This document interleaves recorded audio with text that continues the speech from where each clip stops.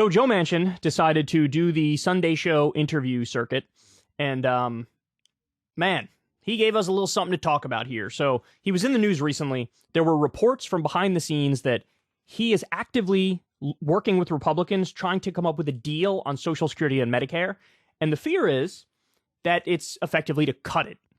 But he comes out and he goes, no, I don't want to cut it at all for anybody who currently gets Social Security and Medicare. And he says we got to look at the cap, which is the tax limit where you pay into Social Security. So in other words, I explained this before, but if you make $150,000 a year, you pay a certain raw number for your Social Security tax. But if you make $30 million a year, you pay that exact same amount, because everything over, now the number's $160,000 a year, is tax-free for Social Security. So look, my fear is Manchin has a public position and a private position. His public position is no cuts, but his private position is, yeah, I'll work with you and we'll do some cuts, but then I'll lie about it and say it's not a cut, it's just reform. But anyway, we have to wait and see on that front to know exactly what he's going to do. But in the process of being on these Sunday shows and having these conversations, he gives us this gem. On the table. Is re-election on the table? Everything's on the table. Is running for governor on the table or no? No, I've done that. That you've ruled out. I've done that. Yeah. So everything on the table, there's basically only one other thing, the presidency.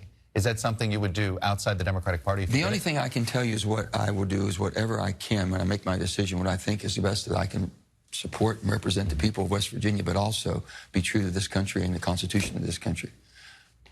That sounds like somebody that's looking for a way into national politics. Well, every senator's on a national. I understand that, but you know where I'm going. I know where you're going, and the bottom line is you're not telling me no. I'm telling you that I'm going to do everything I can to make sure that when I make my decision, I make it based on what's best, what I think I can do to support and best for my country and my state. Do you want President Biden on the table? Is re-election on the table? This dude's flirting with the presidential run. This dude is flirting with a presidential run. One more time. Table. Everything's on the table. Is running for governor on the table or no? No, okay. So when he brings up governor, he says everything's on the table. And Chuck Todd's like, what about governor? And he's like, no. Wait, I thought everything was on the table. Now all of a sudden everything's not on the table. Now governor's off the table. But then look again how he responds to the question on running for president. That you've ruled out. I've done that. Yeah. So everything on the table, there's basically only one other thing, the presidency. Is that something you would do outside the Democratic Party? The only thing I can tell you is what I will do is whatever I can when I make my decision, what I think is the best that I can support and represent the people of West Virginia, but also be true to this country and the Constitution of this country. He's seriously thinking about running for president. Because if he wasn't, he says the thing about governor, like, no, I'm not doing that. I already did that. And then when president comes up, he's like, well, I'm looking at it and this is going to be me and you're going to look for my state, but also for the country and the Constitution. Oh my God, Joe. Oh, I'd love to see Joe Manchin run for president. Oh, this would be glorious. Guys, understand something. So there's already been, some articles about how Marianne Williamson might run for president. So if you have Joe Biden, Joe Manchin, and Marianne Williamson, well, then all of a sudden, even if Joe Manchin only chips away, let's say 5% from Joe Biden, that helps Marianne Williamson. Oh, let's do it. See, this would be the reverse of what normally happens. What normally happens is the establishment has fewer candidates than the outsiders. And so it's just simple math.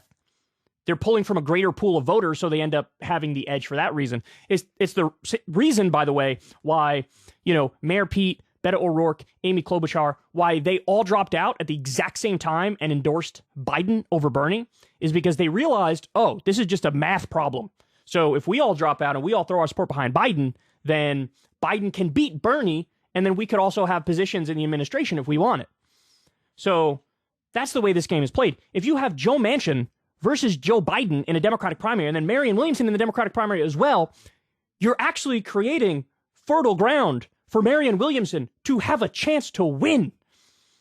Oh, Joe Manchin, please, for the love of God, jump in, Joe. Jump in. Okay, I love how disconnected he is from reality. This is glorious to me.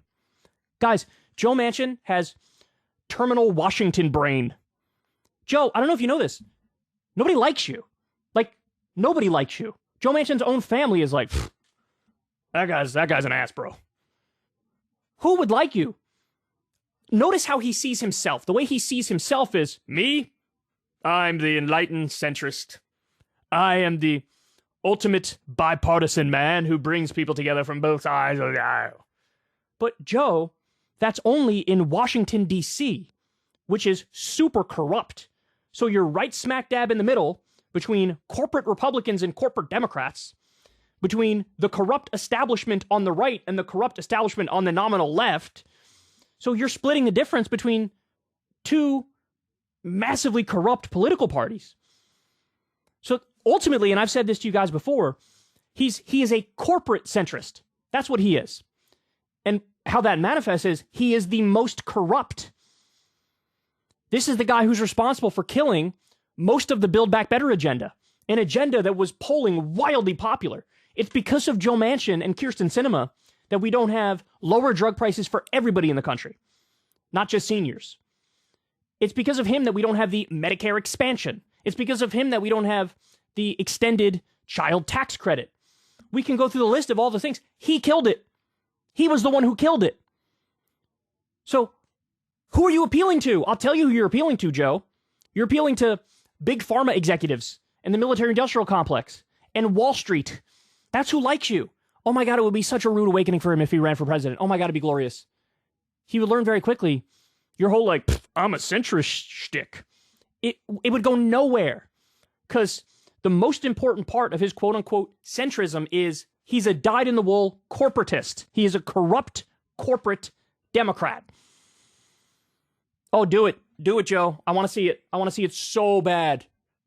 Oh, I want to see it. Because then, look, when you get into the specific issues, that's where Joe Manchin falls apart. Because then it's like, hey, should everybody have health care? No, I'm a centrist. So I think your grandma should die. Okay, well, then that centrism is not a centrism that's appealing to people. It's amazing. I really believe that he thinks like he's a maverick. He's an independent. He's a truth teller. And it's the laziest assumption in politics, too, that, like, there's crazies on this side, and there's crazies on that side. So I'm in the middle between the two.